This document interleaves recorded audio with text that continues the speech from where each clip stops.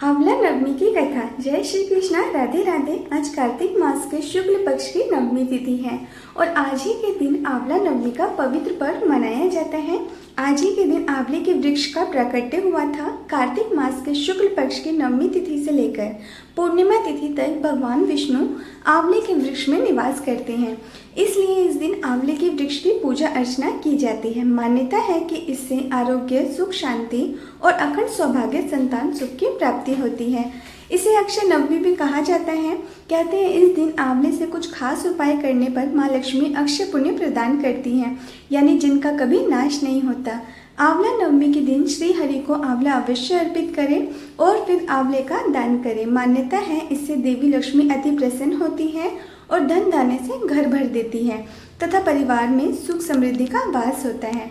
आंवले के जल से स्नान करने से दरिद्रता दूर होती है तथा सब प्रकार के ऐश्वर्य प्राप्त होते हैं। आंवले के वृक्ष का दर्शन, स्पर्श तथा उनके नाम का उच्चारण करने से भगवान श्री हरि, विष्णु और माता लक्ष्मी अनुकूल हो जाते हैं। आज के दिन आंवले के वृक्ष के नीचे भोजन करना अति उत्तम माना गया है तथा आज के दिन आंवले का सेवन अवश्य करना चाहिए। आंवला नवमी का महत्व इसी बात से समझा जा सकता है क्योंकि इसी दिन द्वापर युग का प्रारंभ हुआ था, जिसमें स्वयं भगवान श्री कृष्ण ने जन्म लिया था। आंवला नवमी के दिन ही भगवान श्री कृष्ण ने वृंदावन गोकुल की गलियां छोड़कर मथुरा प्रस्थान किया था। संतान और पारिवारिक सुखों की प्राप्ति के लिए रखा जाता है यह व्रत। इस दिन उन्होंने अपनी बाल लीलाओं का त्याग करके कर्तव्य के पथ पर पहला कदम रखा था। इसी दिन से वृंदावन की परिक्रमा भी प्रारंभ होती है। आंवला नवमी का व्रत संतान और पारिवारिक सुखों की प्राप्ति के लिए किया जाता है। यह व्रत पति पत्नी साथ में रखें तो उन्हें इसका दोगुना शुभ फल प्राप्त होता है। आंवला नवमी के दिन स्नान आदि करके किसी आंवला वृक्ष के समीप जाएं, उसके आसपास साफ सफाई करके आंवला वृक्ष की जड़ में शुद्ध जल अर्पित करें। उसकी जड़ में कच्चा दूध डालें, पूजन सामग्रियों से वृक्ष की पूजा करें और उसके तने पर कच्चा सूत या मोली 8 परिक्रमा करते हुए लपेटें। कुछ जगह पे 108 परिक्रमा भी की जाती है। इसके बाद परिवार के सुख समृद्धि और कामना करके वृक्ष के नीचे ही बैठकर परिवार मित्रों सहित भोजन किया जाता है। आंवला को वेद पुराणों में अत्यंत उपयोगी और पूजनीय कहा गया है। आंवला का संबंध कनकधारा स्रोत से भी है। तो आज मैं आपको सुना रही हूँ आंवला नवमी की 4 कथाएं। इन कथाओं को सुनने से अनंत फलों की प्राप्ति होती है, साथ ही साथ भगवान श्री लक्ष्मी नारायण जी की असीम कृपा प्राप्त होती है। तो आप लोग बड़ी ही श्रद्धा और प्रसन्नचित मन से इन कथाओं को पूरा अवश्य सुनिएगा। अब आइए श्रवण करते हैं आंवला नवमी की पहली कथा। एक राज्य में आवलीय नाम का एक राजा था। राजा ने यह निश्चय कर रखा था कि वह अपनी प्रजा में रोजाना 1.25 मन आंवले का दान किया करेगा, उसके बाद ही भोजन ग्रहण करेगा। अपनी प्रतिज्ञा के अनुसार राजा ऐसा ही करता था, लेकिन उसके बेटे और बहू को यह बात पसंद नहीं थी। इसलिए एक दिन उसके बेटे बहू ने सोचा कि राजा इतने सारे आंवले रोजाना दान करते हैं, इस प्रकार तो एक दिन सारा खजाना खाली हो जाएगा। एक दिन राजकुमार ने राजा से कहा कि उसे इस तरह का दान देना बंद कर देना चाहिए। राजकुमार की बात सुनकर राजा को बहुत दुख हुआ और राजा ने रानी के साथ महल का त्याग कर दिया। फिर क्या था, राजा आंवला दान नहीं कर पाए और अपनी प्रतिज्ञा के अनुसार उन्होंने कुछ खाया भी नहीं। जब भूखे प्यासे 7 दिन हो गए तब भगवान को उनके ऊपर दया आ गई। इसलिए भगवान ने राजा के लिए जंगल में ही महल, धन धान्य और बाग बगीचे सब बनवा दिए और ढेरों आंवले के पेड़ लगवा दिए। जब अगली सुबह राजा रानी ने यह देखा कि जंगल में उनके राज्य से भी 2 गुना राज्य बसा हुआ है, तब राजा रानी से कहने लगे, रानी देखो, कहते हैं ना कि कभी भी सत्य का साथ नहीं छोड़ना चाहिए। आओ नहा धोकर आंवला दान करें और भोजन करें। राजा रानी ने आंवले दान करके भोजन ग्रहण किया और खुशी खुशी अपने नए महल में रहने लगे। उधर आंवला देवता का अपमान करने के कारण राजकुमार के तो बुरे दिन आ ही गए। उनका राज्य शत्रुओं ने छीन लिया और वह दाने दाने को मोहताज हो गया। काम ढूंढते हुए एक दिन वह अपने पिताजी के ही राज्य में आ पहुंचा। उस समय उसकी हालत इतनी बिगड़ी हुई थी कि पिता ने उन्हें बिना पहचाने ही अपने यहाँ काम पर रख लिया। बेटे बहू सोच भी नहीं सकते थे कि उनके माता पिता इतने बड़े राज्य के मालिक भी हो सकते हैं। उन्होंने भी अपने माता पिता को नहीं पहचाना। एक दिन बहू ने सास के बाल गूंथते समय उसकी पीठ पर एक मस्सा देखा। यह सोचकर उसे रोना आने लगा कि ऐसा मस्सा तो मेरी सास की पीठ पे भी था। हमने यह सोचकर उन्हें आंवले दान करने से रोका था कि हमारा धन नष्ट हो जाएगा। आज वह लोग ना जाने कहाँ होंगे। यह सोचकर बहू को रोना आने लगा और आंसू टपक टपक कर सास की पीठ पर गिरने लगे। रानी ने तुरंत पलटकर देखा और पूछा कि तू रो क्यों रही है। उसने बताया कि आपकी पीठ पर जैसा मस्सा मेरी सास की पीठ पर भी था। हमने उन्हें आंवले दान करने से रोक दिया था, इसलिए वह नाराज होकर घर छोड़कर कहीं चले गए। तब रानी ने उन्हें पहचान लिया, सारा हाल पूछा और अपनी हाल भी बताया। अपने बेटे बहू को समझाया कि दान करने से धन कम नहीं होता बल्कि बढ़ता है। तब बेटे बहू भी अब सुख से राजा रानी के साथ रहने लगे और आंवले का दान करने लगे। आइए अब आंवला नवमी की दूसरी कथा को सुनते हैं। एक बार माता लक्ष्मी जी धरती पर घूमने के लिए आई। धरती पर आकर महालक्ष्मी जी सोचने लगी कि भगवान विष्णु और शिव जी की पूजा एक साथ कैसे की जा सकती है। तभी उन्हें याद आया कि तुलसी और बेल के गुण आंवले में भी पाए जाते हैं। तुलसी भगवान विष्णु को और बेल शिव जी को अत्यंत प्रिय है। इसके बाद तो महालक्ष्मी जी ने आंवले के पेड़ की पूजा करने का निश्चय किया। माँ लक्ष्मी जी की भक्ति और पूजा से प्रसन्न होकर भगवान विष्णु और शिव जी साक्षात प्रकट हुए। महालक्ष्मी जी ने आंवले के पेड़ के नीचे भोजन तैयार करके भगवान विष्णु और शिव जी को भोजन कराया। उसके बाद उन्होंने खुद भी वहीं बैठकर भोजन ग्रहण किया। मान्यताओं के अनुसार आंवला नवमी के दिन अगर कोई महिला आंवले के पेड़ की पूजा करके उसके नीचे बैठकर भोजन बनाती है और ग्रहण करती है तो भगवान विष्णु और भगवान शिव उसकी सभी मनोकामनाओं को पूर्ण करते हैं। इस दिन महिलाएं अपनी संतान की दीर्घायु और अच्छे स्वास्थ्य को लेकर व्रत रखती है। निसंतान महिलाएं यदि संतान प्राप्ति की कामना से व्रत रखकर आंवले की पेड़ का पूजन करती हैं तो उन्हें संतान सुख की प्राप्ति होती है। अब आइए तीसरी कथा का रसपान करते हैं। काशी नगरी में एक निसंतान धर्मात्मा और दानी रहता था। एक दिन दानी की पत्नी से पड़ोसन कहने लगी कि अगर तुम किसी पराये बच्चे की बलि भैरव बाबा के नाम से चढ़ा दो तो तुम्हें पुत्र की प्राप्ति हो जाएगी। यह बात जब दानी को पता चली तो उसने साफ मना कर दिया, लेकिन उसकी पत्नी अवसर की तलाश में लगी रही। एक दिन एक कन्या को उसने कुएं में गिराकर भैरव बाबा के नाम पर बलि दे दी। इस हत्या का परिणाम विपरीत हुआ, अर्थात लाभ के बजाय उसके पूरे शरीर में कोढ़ हो गया और लड़की की प्रेतात्मा उसे सताने लगी। दानी के पूछने पर उसकी पत्नी ने सारी बात सच सच बता दी। तब दानी बोला कि गौवध, ब्राह्मण वध तथा बाल वध करने वाले के लिए इस संसार में कहीं कोई जगह नहीं है, इसलिए तू गंगा तट पर जाकर भगवान का भजन कर और गंगा स्नान कर, तभी तू इस कष्ट से मुक्ति पा सकती है। अब दानी की पत्नी गंगा किनारे रहने लगी। कुछ दिन बाद गंगा माता एक वृद्ध महिला का वेश धारण करके उसके पास आई और बोली, अगर तुम मथुरा जाकर कार्तिक नवमी का व्रत तथा आंवले के वृक्ष की परिक्रमा और पूजा करोगी तो ऐसा करने से तेरा यह कोढ़ दूर हो जाएगा। वृद्ध महिला की बात सुनकर और उनकी बात मानकर दानी की पत्नी अपने पति से आज्ञा लेकर मथुरा जाकर विधि विधान से आंवले का व्रत करने से वह भगवान की कृपा से दिव्य शरीर वाली हो गई और फिर उसे सुंदर पुत्र रत्न की प्राप्ति हुई। अब आइए श्रवण करते हैं आंवला नवमी की अगली कथा, जिसे सुनने मात्र से सभी मनोकामनाएं पूर्ण होती हैं। एक कथा के अनुसार एक बार जगत गुरु आदि शंकराचार्य भिक्षा मांगने एक कुटिया के सामने रुके। वहां एक बूढ़ी औरत रहती थी जो अत्यंत गरीब और दयनीय स्थिति में थी। शंकराचार्य की आवाज़ सुनकर वह बूढ़ी औरत बाहर आई। उसके हाथ में एक सूखा आंवला था। वह बोली, महात्मा, मेरे पास इस सूखे आंवले के सिवा कुछ भी नहीं है जो आपको भिक्षा में दे सकूं। शंकराचार्य को उसकी स्थिति पर दया आ गई और उन्होंने उसी समय उसकी मदद करने का प्रण लिया। उन्होंने अपनी आंखें बंद की और मंत्र रूपी 22 श्लोक बोले। ये 22 श्लोक कनकधारा स्रोत के श्लोक थे। इससे प्रसन्न होकर माँ लक्ष्मी ने उन्हें दिव्य दर्शन दिए और कहा कि शंकराचार्य, इस औरत ने अपने पूर्व जन्म में कोई भी वस्तु दान नहीं की थी। यह अत्यंत कंजूस थी और मजबूरीवश कभी किसी को कुछ देना भी पड़ जाए तो यह बुरी मन से दान करती थी, इसलिए इस जन्म में इसकी यह हालत हुई है।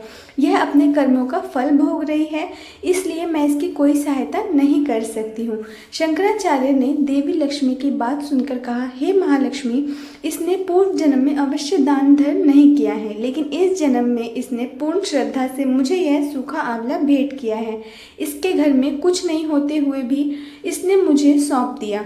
इस समय इसके पास यही सबसे बड़ी पूंजी है। क्या इसका भेंट करना पर्याप्त नहीं है? शंकराचार्य की इस बात से देवी लक्ष्मी प्रसन्न हुई और उसी समय उन्होंने गरीब महिला की कुटिया में स्वर्ण के आंवलों की वर्षा कर दी। बोलिए लक्ष्मी माता की जय। एक बार भगवान विष्णु कई हजार वर्षों तक घोर युद्ध करने के पश्चात थक गए और फिर अपने वैकुंठ धाम में आकर समाधि लगाकर अपने धनुष के सहारे सो गए। उसी समय देवताओं की यज्ञ करने की योजना चल रही थी। सो वह सभी भगवान विष्णु से मिलने ब्रह्मा जी और शिव जी सहित वैकुंठ आए। वहाँ उन्होंने देखा कि भगवान विष्णु तो गहन निद्रा में लीन है, सोए हुए को नहीं जगाना चाहिए। यह सोचकर वह सभी खड़े हो गए, किंतु बहुत देर के बाद भी भगवान विष्णु जब निद्रा से नहीं जागे तब उन्होंने सोच विचार कर भगवान विष्णु को जगाने का निर्णय किया। तब ब्रह्मा जी ने कीड़ा उत्पन्न किया और उसे भगवान विष्णु को जगाने के लिए कहा। यह काम करने से भविष्य का भाग मिलेगा, यही सोचकर उस कीड़े ने धनुष की रस्सी काट दी। धनुष की रस्सी कटते ही एक भयानक शब्द हुआ और चारों ओर अंधेरा छा गया। कुछ समय के बाद जब धीरे धीरे अंधेरा कम हुआ तो देवताओं ने देखा कि भगवान विष्णु का सिर उसके शरीर पर नहीं है। तब तो देवता अत्यंत चिंतित और भयभीत हो गए। देवताओं को चिंता मग्न देखकर ब्रह्मा ने कहा कि देवताओं को चिंता ना करो, संसार में जो कुछ भी होता है कुछ न कुछ कारण से ही होता है और यहाँ पर बिना कारण अर्थात अकारण कोई कार्य नहीं होता। हम सभी देवी पराशक्ति की आराधना करेंगे और अवश्य ही वह इस समस्या का समाधान करेंगे। ऐसा कहकर ब्रह्मा जी ने सभी वेदों को देवी की स्तुति करने का आदेश दिया। जब वेदों ने देवी की स्तुति की तो देवी अत्यंत प्रसन्न हुई और फिर एक आकाशवाणी हुई। आकाशवाणी ने कहा, देवताओं मैं वेदों की स्तुति से अत्यंत प्रसन्न हूँ। आप लोगों को चिंता करने की कोई आवश्यकता नहीं है। भगवान विष्णु का जो सिर कटा है इसके दो कारण हैं। पहला तो इन्हें एक बार लक्ष्मी जी ने कह दिया था कि आप बिना सिर के हो जाओ, क्योंकि लक्ष्मी जी को देखकर भगवान विष्णु हंस रहे थे। दूसरा कारण है हैग्रीव नाम के दैत्य का अंत करना। हैग्रीव नाम का एक दैत्य है, इसने अन्न जल सब कुछ त्याग कर 1000 वर्षों तक मेरी तपस्या की थी। उस समय इस दैत्य ने अपनी सारी इंद्रियों को अपने वश में कर लिया था और केवल मेरे नाम का जाप करता था। इसने मेरे तामसी रूप से दर्शन पाने के लिए ऐसी घोर तपस्या की। तब मैं पराशक्ति ही अपने तामसी रूप में इस दैत्य के सामने प्रकट हुई थी। देवी को अपने सामने प्रकट हुआ देखकर यह दैत्य अत्यंत प्रसन्न हुआ और उठकर खड़ा हो गया। वह मेरे इस रूप की परिक्रमा करने लगा और मेरी स्तुति की। तब मैंने उससे मन वांछित वर मांगने के लिए कहा। तब उसने कहा, हे देवी मैं अमर होना चाहता हूँ। उसकी बातें सुनकर मेरी उस तामसी शक्ति ने कहा कि दैत्यराज, संसार में सभी की मृत्यु होनी है और यही संसार का नियम है। मैं इस नियम को भंग नहीं कर सकती, इसलिए तुम सोच समझकर कोई और वरदान मांगो। और फिर उसके बाद उस दैत्य ने वर मांगा कि मेरी मृत्यु केवल भगवान हैग्रीव के द्वारा ही हो।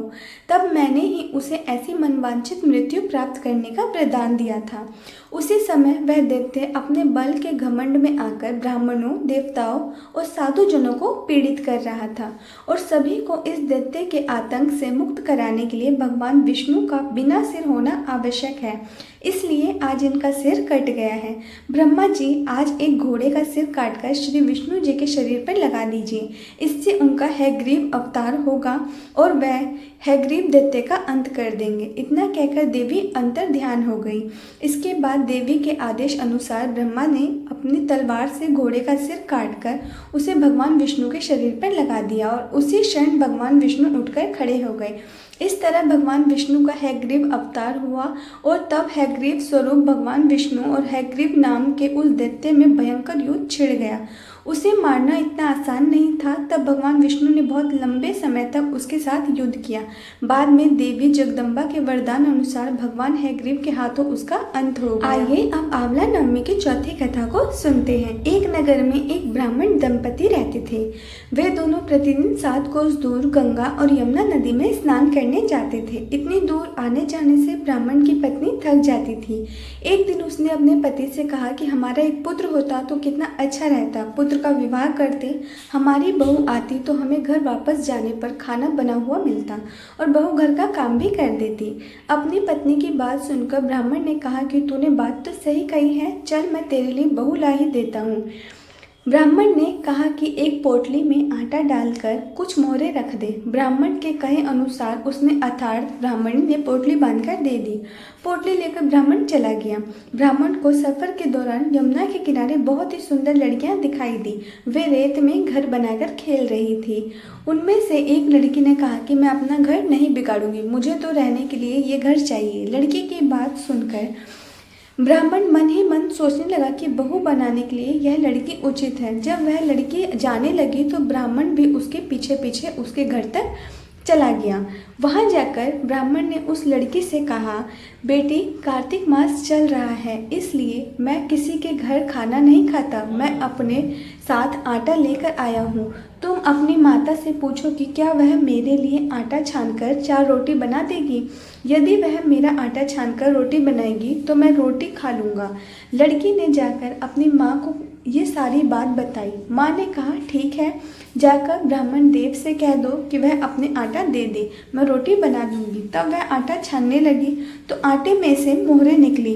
वह सोचने लगी कि जिसके आटे में इतनी मोहरें हैं उसके घर में कितनी मोहरें होंगी। जब ब्राह्मण खाना खाने बैठा तो लड़की की माँ ने उस ब्राह्मण से पूछा, क्या आपका कोई लड़का है और क्या आप उस लड़के की सगाई करने जा रहे हो। यह सुनकर ब्राह्मण ने कहा कि मेरा लड़का तो काशी में पढ़ने गया हुआ है, लेकिन यदि तुम कहो तो खांड कटोरे से विवाह करके तुम्हारी बेटी को अपने साथ ले जाऊं।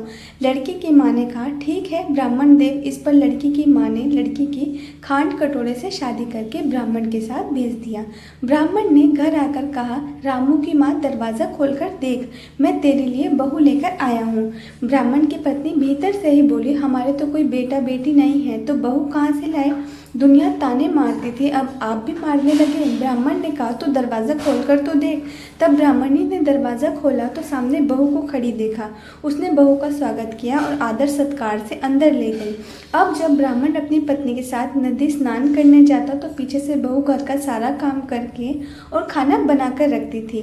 वह उसके कपड़े धोती और रात को हाथ पैर भी दबाती थी। इस तरह बहुत दिन बीत गए। ब्राह्मणी ने अपनी बहू से कहा कि बहू, कभी भी चूल्हे की आग मत बुझने देना और मटके का पानी खत्म मत होने देना। परंतु एक दिन चूल्हे की आग बुझ गई। यह देखकर बहू घबरा गई और भागी भागी अपनी पड़ोसन के पास गई और कहा कि मेरे चूल्हे की आग बुझ गई है, मुझे थोड़ी आग चाहिए। मेरे सास ससुर सुबह 5 बजे से गए हुए हैं, वह थके हुए घर आएंगे, इसलिए मुझे उनके लिए खाना बनाना है। यह सुनकर पड़ोसन ने कहा कि तू तो बावली है, तुझे यह दोनों मिलकर पागल बना रहे हैं, इसके कोई पुत्र नहीं है, ये निसंतान है। बहू ने कहा, नहीं ऐसा मत बोलो, इसका बेटा तो है, काशी में पढ़ने गया हुआ है। इस पर पड़ोसन ने कहा कि यह तुझे झूठ बोलकर लाए हैं, मेरी बात सच मान, इसका कोई बेटा नहीं है। अब बहू पड़ोसन की बातों में आ गई और कहने लगी कि अब आप ही बताओ मैं क्या करूं। पड़ोसन ने कहा कि करना क्या है, जब तुम्हारे सास ससुर आए तो जली हुई रोटियां बनाकर देना और बिना नमक की दाल बनाकर देना। खीर की कड़छी दाल में और दाल की कड़छी खीर में डाल देना। पड़ोसन ने उसे अच्छे से सिखा पढ़ा दिया। फिर जब उसके सास ससुर घर आए तो उसने ना तो उनका आदर सत्कार किया, ना ही उनके कपड़े धोए। जब उसने सास ससुर को खाना दिया तो सास बोली, बहू आज यह रोटियां जली हुई क्यों हैं और दाल भी पकी नहीं है। तब बहू ने पलट कर कहा कि एक दिन ऐसा खाना खा लोगे तो कुछ बिगड़ नहीं जाएगा तुम्हारा। सास ससुर को खरी खोटी सुनाकर वह फिर से पड़ोसन के पास गई और बोली कि अब आगे क्या करना है। पड़ोसन ने कहा कि अब तुम 7 कोठों की चाबी मांग लेना। अगले दिन जब स्नान करने के लिए जाने लगे तो बहू अड़ गई कि मुझे तो 7 कोठों की चाबी चाहिए। तब ससुर ने कहा कि इसे चाबी दे दो। तब सास ने बहू को चाबी दे दी। सास ससुर के जाने के बाद जब बहू ने दरवाजे खोले तो देखा कि किसी में अन्न भरा है, किसी में धन भरा है, किसी कोठे में बर्तन पड़े हैं।